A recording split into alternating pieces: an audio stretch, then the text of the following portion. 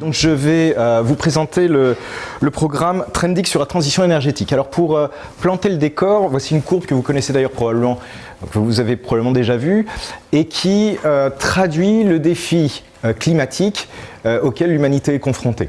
Cette courbe représente le changement de température de la surface, donc le changement de température moyenne de la surface du globe par rapport à la fin ici du XXe siècle. Alors ce que l'on voit, c'est qu'à partir du début du XXIe siècle, nous avons deux courbes divergentes. Ces deux courbes représentent les projections de la température moyenne de surface en fonction de deux scénarios d'émissions de gaz à effet de serre. En rouge, nous avons le scénario le plus pessimiste et qui malheureusement, quelque part, traduit, je dirais, la tendance actuelle. En bleu, nous avons le scénario qui permet de limiter le réchauffement climatique en dessous des 2 degrés Celsius de réchauffement. Alors il existe aussi deux autres scénarios intermédiaires qui ne sont pas montrés ici, mais ce que l'on voit, c'est que selon le scénario utilisé, eh bien, les projections pour la fin du XXIe siècle de la température surface, du réchauffement donc moyen à la surface du globe s'échelonnent entre 1 degré et 4 degrés de réchauffement. Et aujourd'hui, à l'heure à laquelle on parle, eh bien, la communauté internationale est réunie à Bonn, sous la présidence fidjienne, dans le cadre de la 23e conférence des parties. Alors la COP23 aurait pu, quelque part, aurait dû même, être une conférence dite technique, dans la suite de la 22e COP à Marrakech l'an dernier, qui avait pour objectif finalement de discuter les processus de mise en œuvre de l'accord de Paris, ratifié à la suite de la COP 21 en 2015. Et effectivement, il n'y a pas beaucoup de COP en fait qui ont marqué des véritables ruptures dans les négociations climatiques.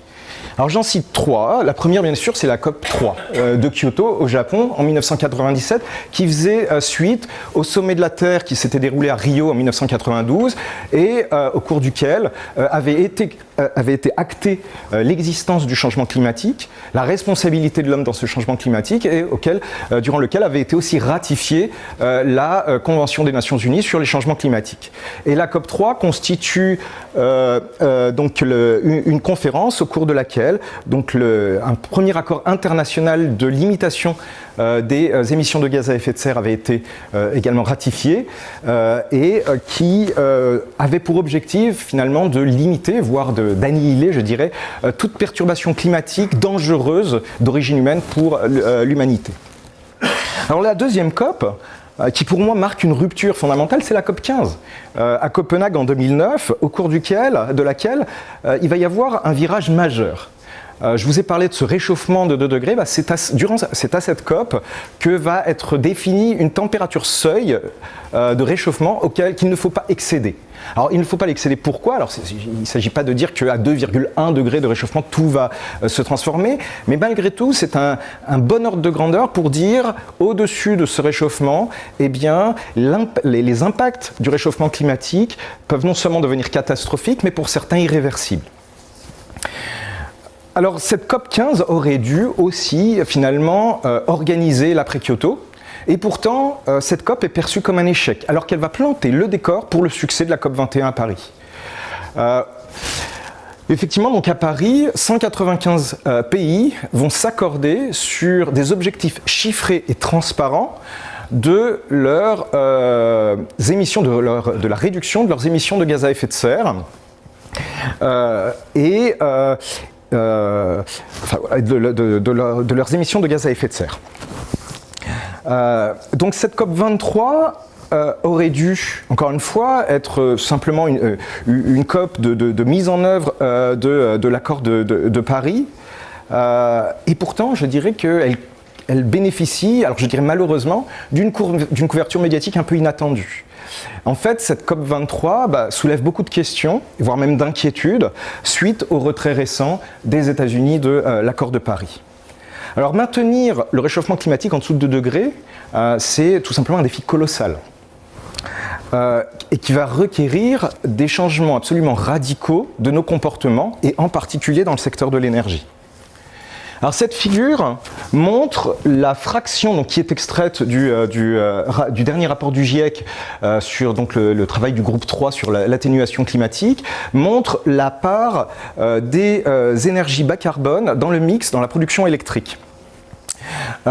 Et donc ceci est montré, donc ça c'est l'état donc de la situation mesurée en 2010, et ici nous avons les fractions avec leurs incertitudes, mais nous avons les fractions des technologies bas carbone qui sont nécessaires pour permettre, pour être en adéquation avec le scénario d'émissions de gaz à effet de serre correspondant.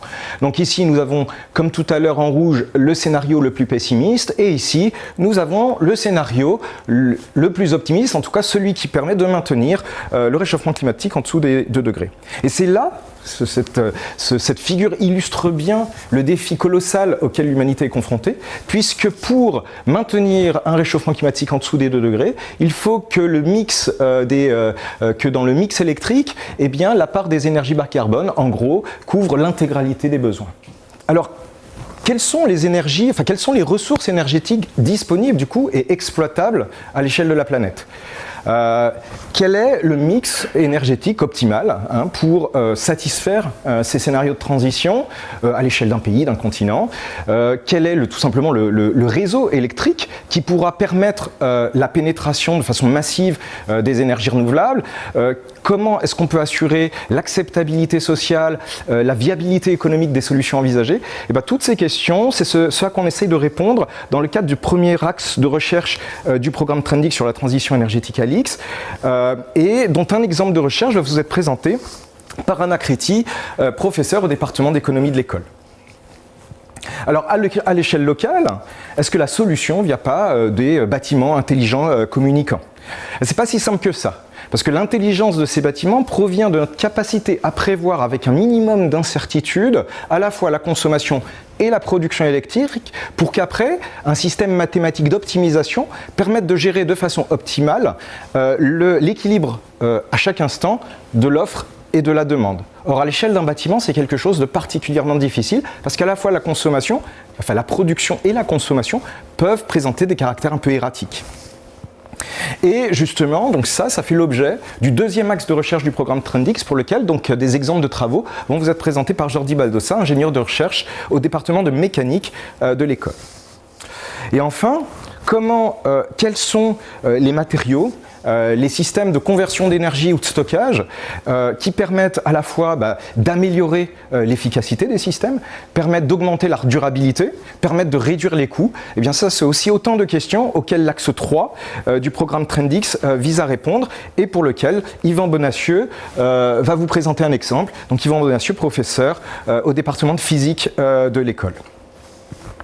Alors finalement, le programme Trendix, c'est un regroupement de 10 laboratoires de recherche qui fait collaborer une trentaine de chercheurs, enseignants-chercheurs, ingénieurs et autant de doctorants et post-doctorants avec des expertises non seulement extrêmement variées, mais très transverses au secteur de l'énergie.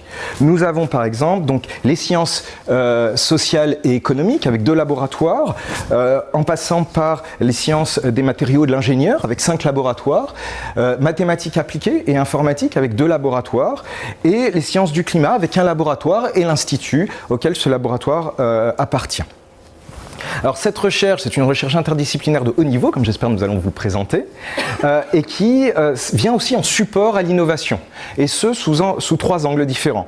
Le programme Trendix a pour objectif de faire de la veille technologique, de développer des systèmes innovants, de les prototyper, et éventuellement de trouver des moyens de le transférer, et aussi accompagne des startups dans leur développement dans le domaine de l'énergie. Et enfin, cette recherche de haut niveau permet aussi d'irriguer tout simplement les formations de l'école, et Jacques vous en a parlé, que ce soit au niveau bachelor, au niveau graduate degree et master internationaux, ou bien dans le cycle polytechnicien, pour former tout simplement les ingénieurs et les décideurs de demain. Et donc c'est bien le défi de la transition énergétique, et moi je crois plutôt à la révolution énergétique que le programme Trendix finalement tente de relever, et qui va donc vous être présenté par quelques exemples tout à l'heure.